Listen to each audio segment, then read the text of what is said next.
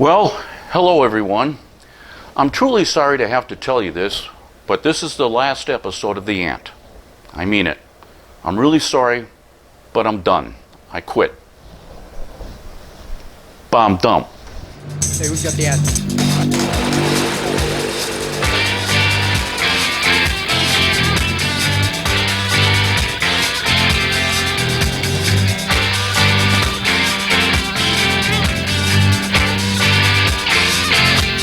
Well, it's DJ. Yeah, the ant. And it's DJ. Welcome to another episode of All Nostalgic Television. And welcome to the secret hidden underground ant cave along with the Wayback Time Machine. I'm your host, Doug Heim. Well, this episode was published exactly at 12 o'clock a.m. on Tuesday, April Fool's Day, 2025. And what you just saw at the open was a stupid April Fool's joke. A stupid April Fool's joke similar to the stupid April Fool's joke I pulled on the original TJ and the Ant in 1978. And it backfired big time. It was actually one of the stupidest things I ever did. And I'll share that story coming up. Well, hopefully this is not the last ant. And I have no doubt there's probably a few of you out there that wish it wasn't a joke. Anyway, the last episode I left you with an ant cue.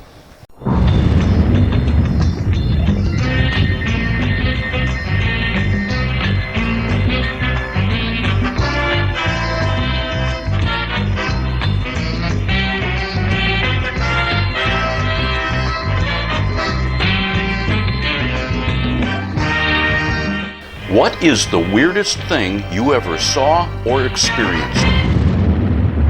And I also told you that I would share with you the weirdest thing that I ever experienced. Those weird stories are coming up shortly. Today, ANT stands for All Nostalgic Television. And this episode's Ant is all about the original Ant, the all-night theater Ant. Now get ready, because you are about to see some of the rarest lost TJ and the Ant footage yet. And remember at the beginning of all of this, I told you that I was going to be rescuing a huge collection of videotapes and films from the trash bin, and that I'm now digitizing everything. Well, wait till you see what I found. In the 1970s, the original Ant was a live TV show in the middle of the night, so it was rare when there was a film camera or a videotape machine rolling to record any of it. And it's amazing any of these recordings survived all these years. Right now, you are looking at clips of those very recordings. TJ interviews with the general manager of TV11, an interview with a UFO expert, and behind the scenes with Almost Elvis. You'll see all of it coming up in this episode. So let's get things started by setting the Wayback Time Machine to 1978 for this episode's mystery picture.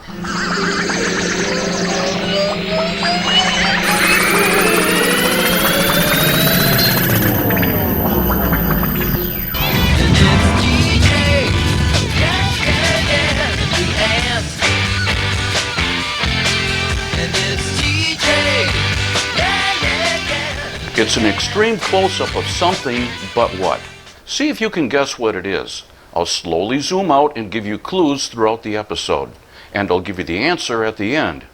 You're looking at a 1978 version of something that's difficult to point out when it was first invented, and no single inventor can be credited for creating it.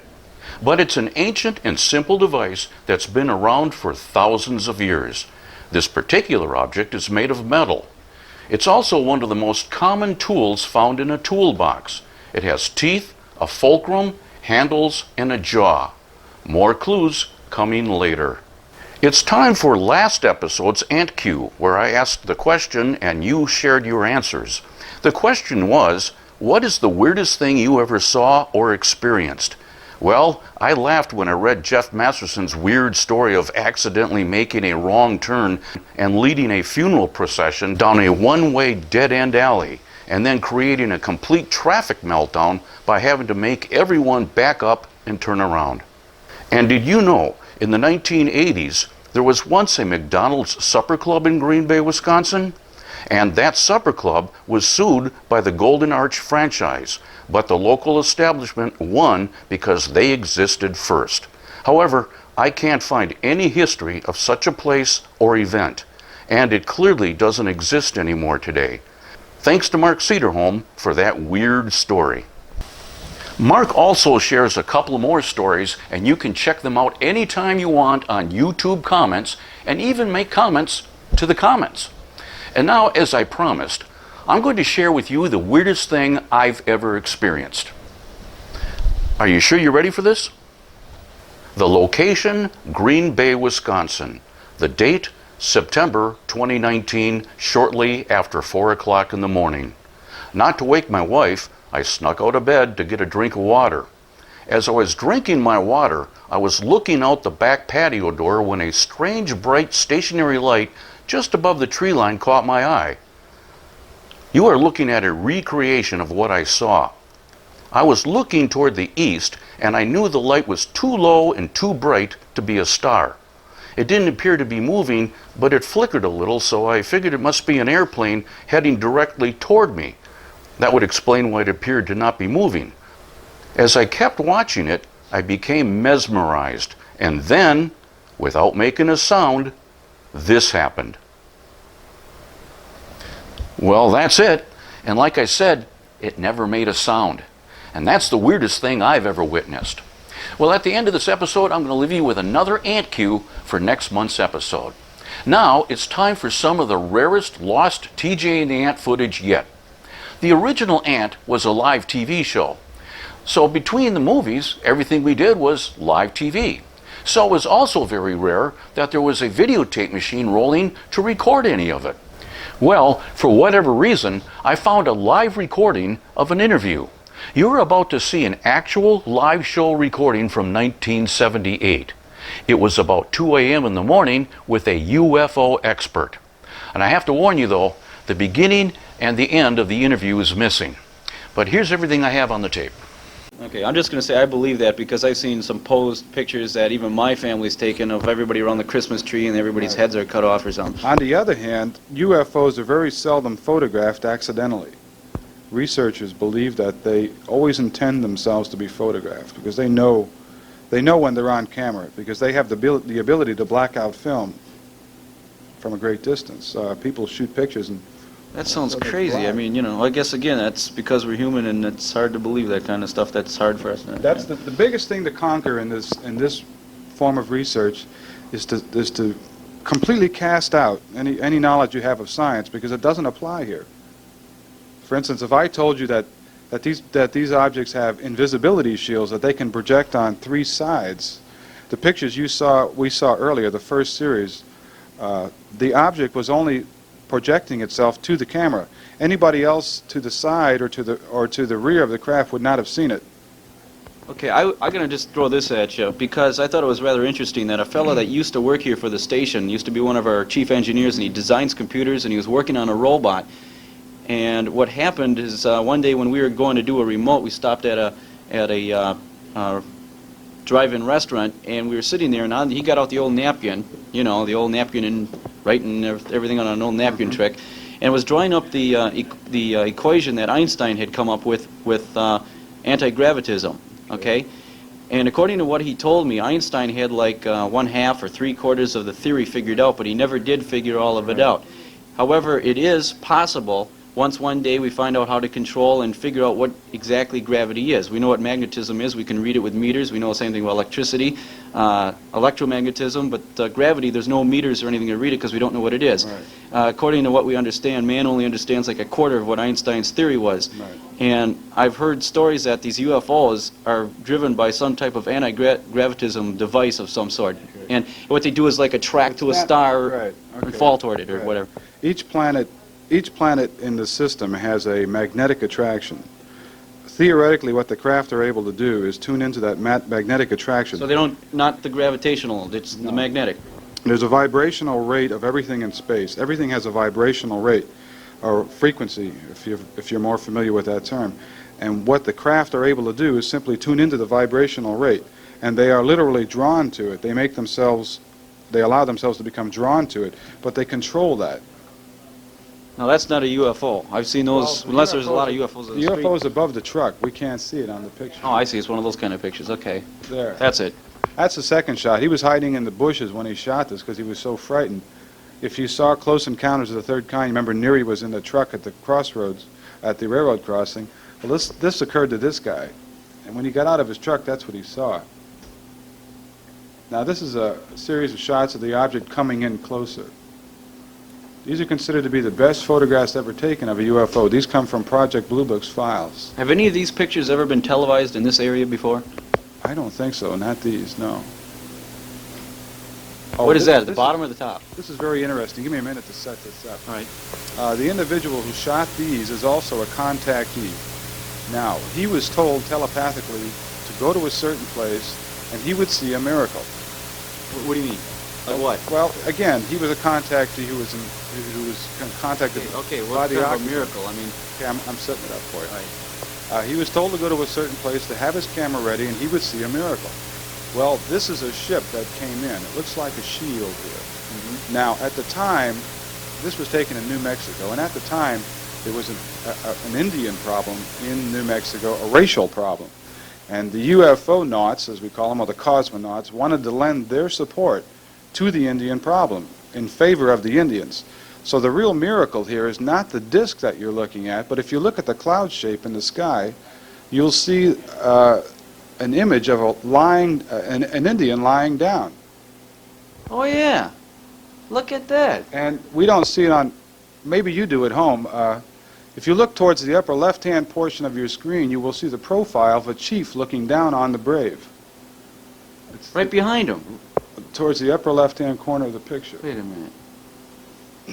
Right up on the left there. Yeah, is that what that is? You can see the nose, well, stare at it for a while. You can see the nose, the mouth. It's a complete profile. The entire photograph will actually show a headdress consisting of feathers. I think I brought two of these. Flip to the next one, Ron, Okay. to show you that it's not a rigged shot. There's another. Oh, there we go.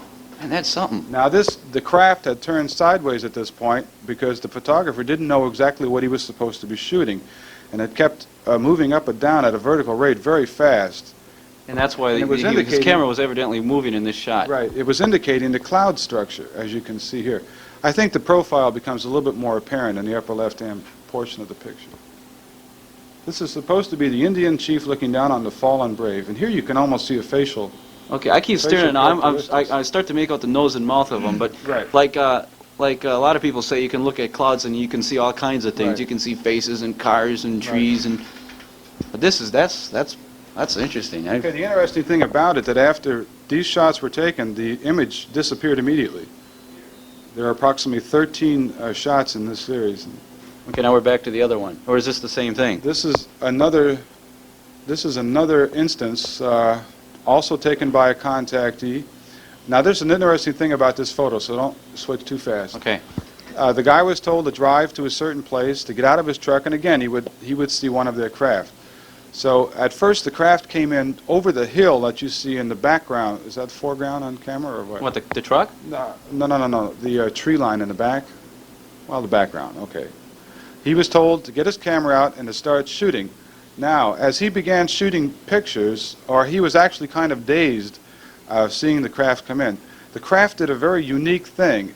It sent a ray of light down towards one of the trees on the ground and started it on fire. Almost instantaneously, it sent another beam down to put the flame out. Now, if you look in the lower left-hand portion, just above the rear of the truck, Okay, you'll there's a see little bush smoke. and then right, little blue grayish smoke coming up That's behind smoke. That's what's left of the tree that they burned. Now, they did that not to show their power, but to wake up the photographer because he's a kind of an average semi-literate man. But he was a contactee. And he was a contactee, right. They all seem to have this thing in common, the contactees. They're very easygoing. They're usually remote individuals. They're, in a sense, stay away from the mainstream of civilization. They have certain things about them. And so all they were trying to do here in a rather dramatic way was get his attention. Now, the craft is going to come over the top of the truck. Can I advance here now? Yeah, go ahead. Oh, okay. Here it is coming over the top of the truck. And there's one more of it departing over the other side. Okay, now this is sideways. Again, you people at home, We'll have to tilt your heads to the left here to view this. This is an object that was photographed here in Wisconsin last April. Now, I'm not at liberty to give any names on this or tell you exactly. But it was in Wisconsin. Right in Wisconsin, right. Last April? Last April. Why do they always seem to come around fall and spring? Well, there are peak times of the year. Now, who's this? This is a Dick Miller, and it reminds me of something that I forgot to bring with me. I was going to bring a tape recording of an alien transmission, which this man received on his tape recorders. You're kidding. No. We're going to get it on the I air. forgot to bring it, son of a gun. Okay. This is Dick Miller. He has over 120 hours of... How are these contactees usually contacted? By radio or Usually, telepathically no, or what? usually it's, it starts out, there are different phases. Usually the individual will lead a completely normal life until he feels an impulse to be at a certain place at a certain time, and he doesn't understand why. He just goes out there. And when he's out there, he will see, maybe at first, just a light in the sky. As the contacts progress, he may receive impressions about the object he saw. After a while, he may hear words in his head. And possibly later, he'll receive instructions on where he will meet these. Yeah. Okay, what are we looking at now? This is a picture, one of 12 pictures that was sent to me from a young fella in Charleston, South Carolina. He personally sent these to you now? Not only these, but the So you- negatives. So in other words, nobody else has got these pictures here. No. No. Have these been analyzed? They're under... Sorry, but that's where the tape runs out. I'm just glad that that much survived all these years. And I'm also sorry to say I don't recall the gentleman's name that's in the interview, so if anyone watching knows who he is, please let me know. Oh, and by the way, the 8mm movie projector you see here in the interview, this actual exact movie projector right here. Pretty cool. Well, up next, more of the rarest lost original TJ and the Ant footage. But first, it's time for another mystery picture clue.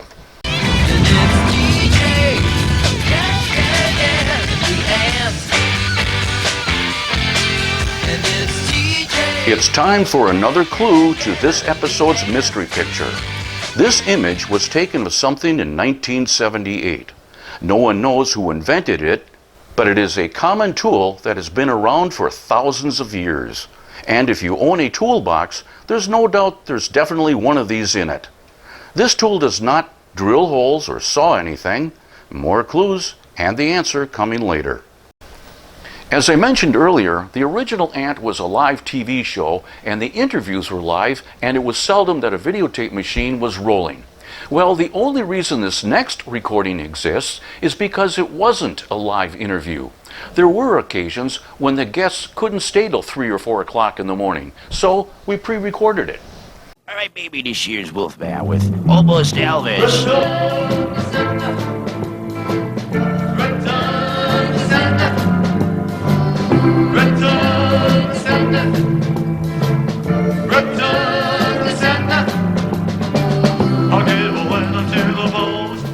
This is a clip from episode 2 where I feature Dave Paget as Almost Elvis.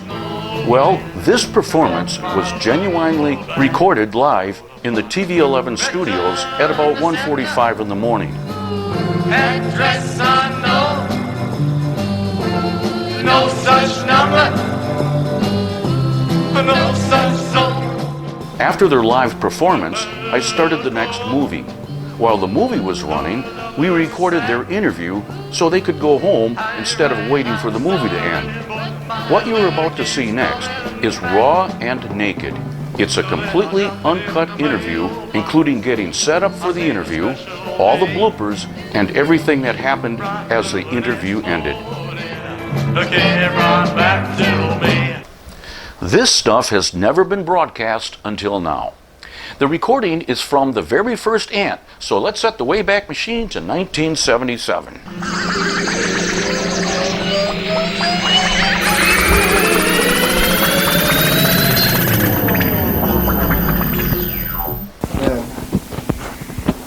Yeah, okay. Well, I was thinking of looking at the camera, and I was staring over here talking to you. Oh, that's all right. So,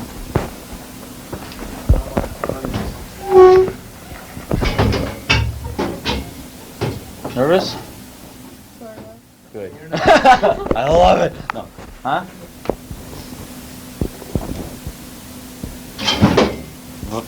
What? I said, whoa, okay. There, it's not in the way anymore. Is there any chance of you getting in like a stint on I'm looking for a band? Go ahead, mention it at the end of the interview. They're gonna give my a place to be in touch with me at.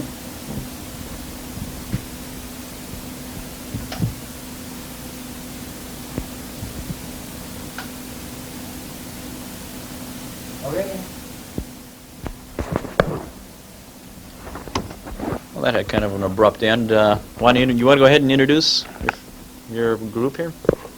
Well, these are two of my female vocalists from past group I've been with.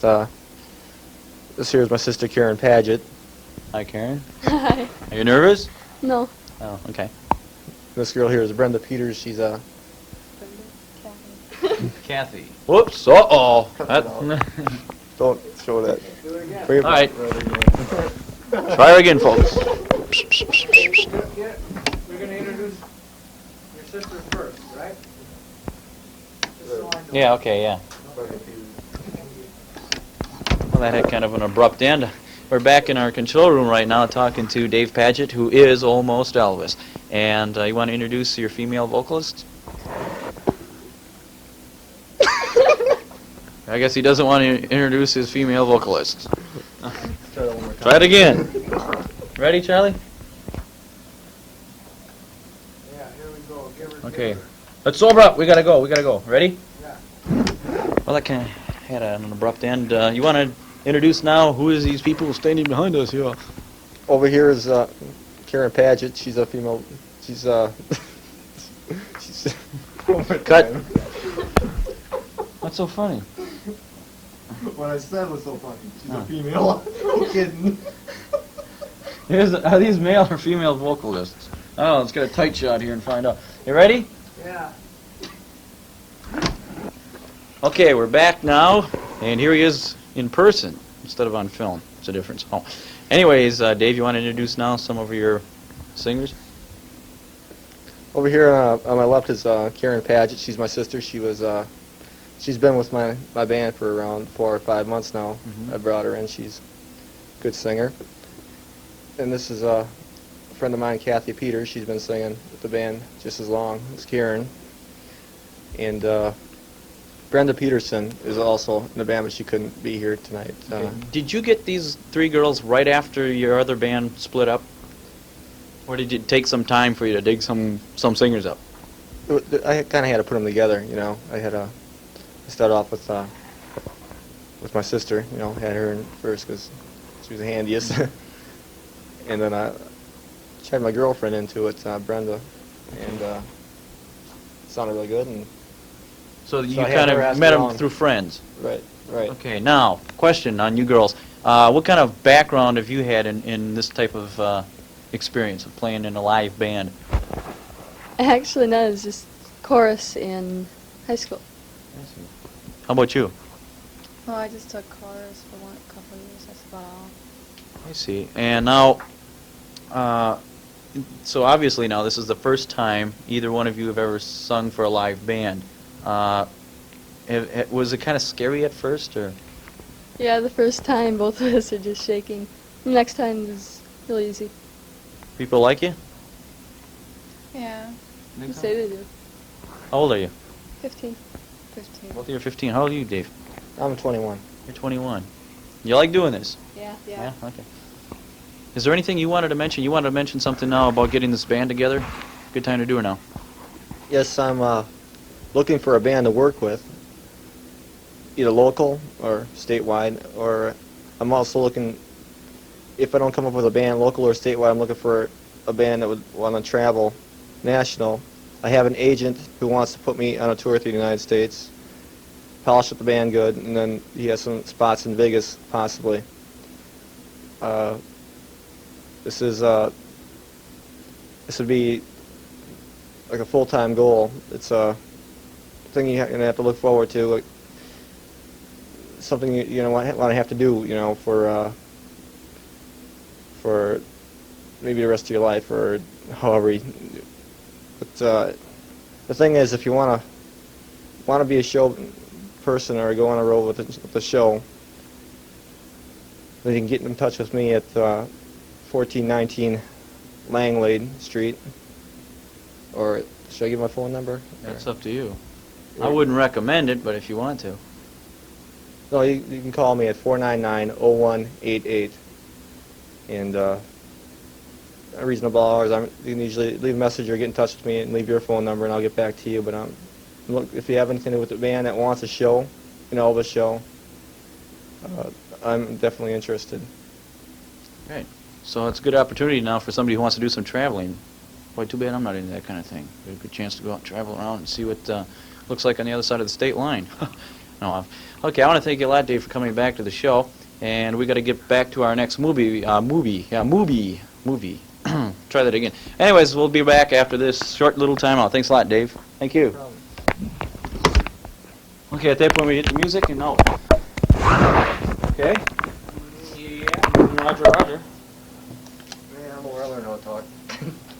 That's it. It's that time in the morning. 3:30 in the morning. Who talks? Who? What? During the interview, you probably noticed me glancing away off and on. Well, don't forget, I was still running a TV station while I did the interview. I also want to mention the engineer and cameraman on duty that night was Charlie Yeager. When I was a teenager, Charlie's dad, Bob Yeager, seen here from episode 1, caught me climbing inside the dumpster behind TV 11 digging for movie films. And thanks to Bob, I got my first job at WLUK.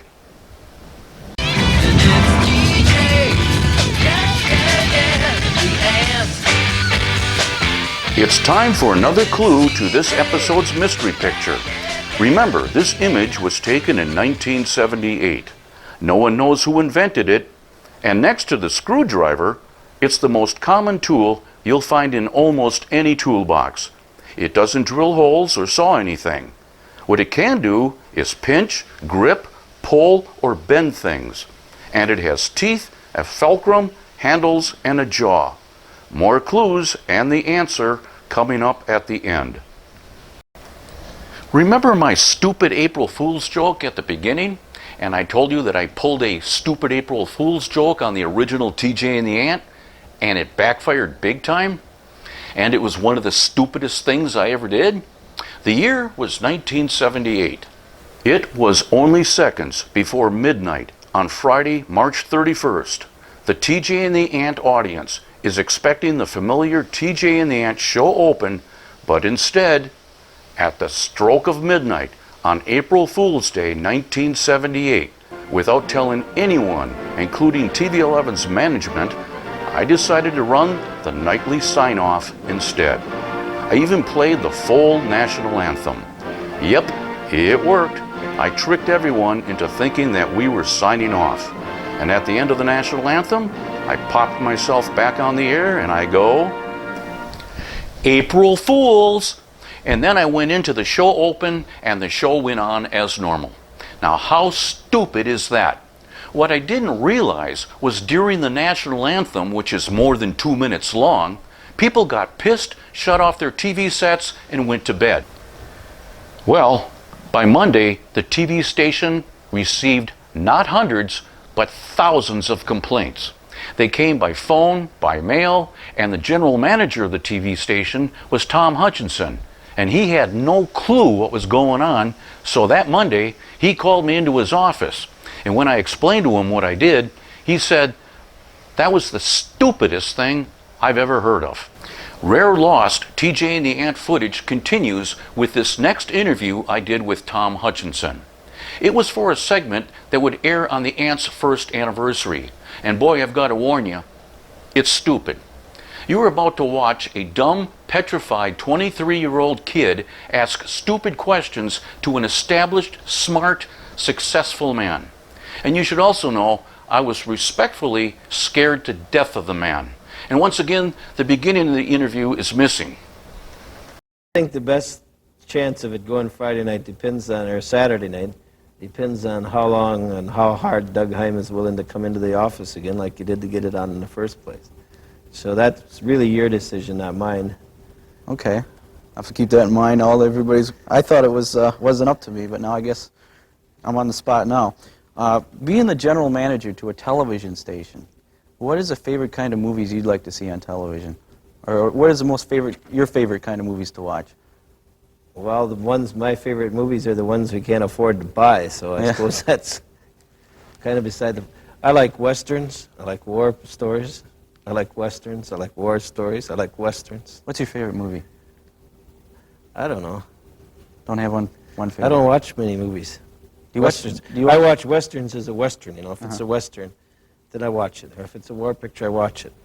The name of it, you know, doesn't make much difference. Just so it's got a lot of horses and gunfire and bullets and everything flying around. I like violence on television. You do like violence? Well, I do, on but I don't. You see, I don't program your movies. Yeah. No, of course, nobody likes violence on television. Do you watch a lot of television?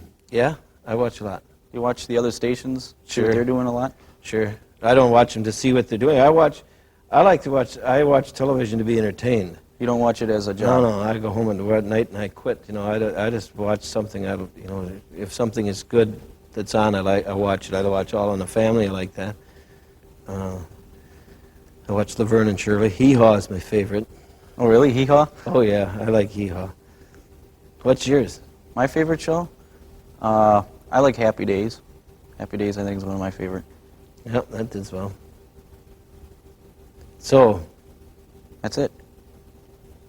I thought, well, do you mean I want to stay up all night to watch this? Well, I guess that just about says it all. And by the way, that set was the noon show set, and the show's host was Peggy Wanke. The next 1977 interview is with a record collector named Jim Van. And talk about rare lost TJ and the Ant footage, this interview was rescued from 16mm film. Well, Jim, let's take a look now at some of the unique records in your collection here. Well, as far as uniqueness goes, as you know, I've got so many records that I could talk about them all night. Okay. But I'll just do a little bit of a collage for the people out there on just a few of the artists who I'm very familiar with, and they should be too. First of all, this is an album that I really like. It's by Bill Haley and the Comets. And most people remember Bill Haley because he came out with Rock Around the Clock. It was used on Happy Days. And a lot of people actually consider him to be the founder of rock and roll. He isn't, but you would be surprised. A lot of people do think he is. And of course, after Bill Haley, we have another record here. This happens to be Elvis Presley's first album, and that came out in the 1956-57 area there. And this is the first album that Elvis did. This is his first album? That's the first album that Elvis is actually credited with doing for the RCA. Is this album we're looking at right here the actual cover and the actual LP inside? That's the Isn't something like this worth more than the usual album?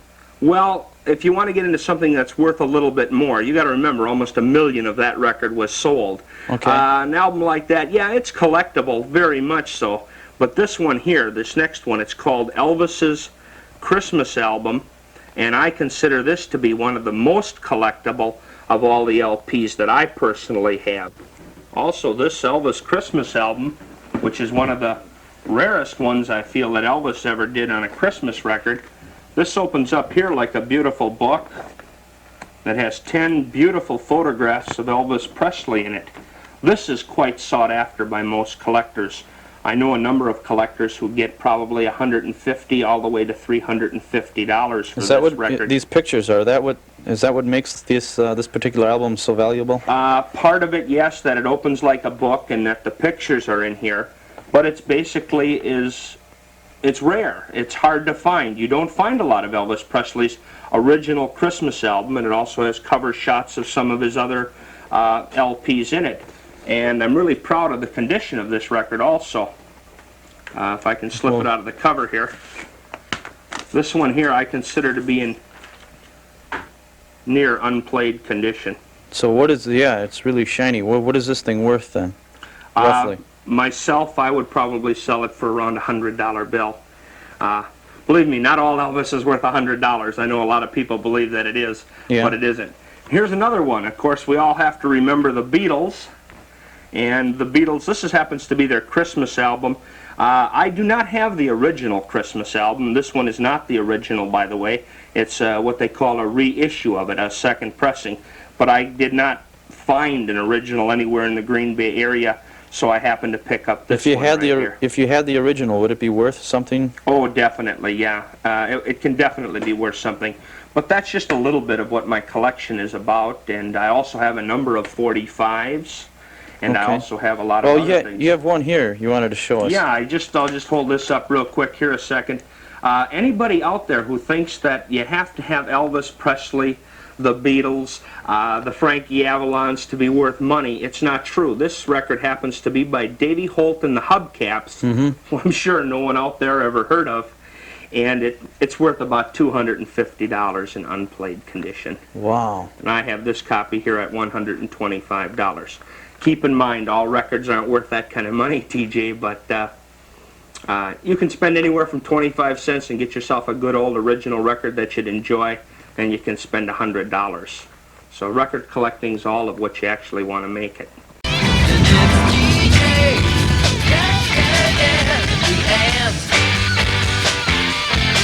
It's time for the answer to this episode's mystery picture. We know it's a very old and common tool with teeth, a fulcrum, handles, and a jaw. Its main purpose is to pinch, grip, pull, or bend things.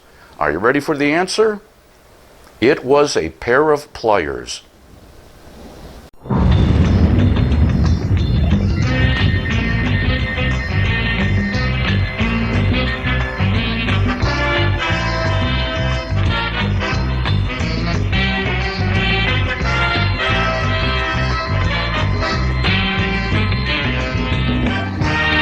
It's time for this episode's Ant Cue, where I ask the question and you give the answer. What is the stupidest thing you ever did? Share your stories on the YouTube comments below, and I'll share your stories in future episodes. By the way, I admit that April Fool's prank I pulled on the original ant was pretty stupid, but it's not the stupidest thing I ever did. If you want to know what the stupidest thing I ever did was, you're going to have to read my book. Well, that's it for this episode. And if you keep watching, I'll keep them coming.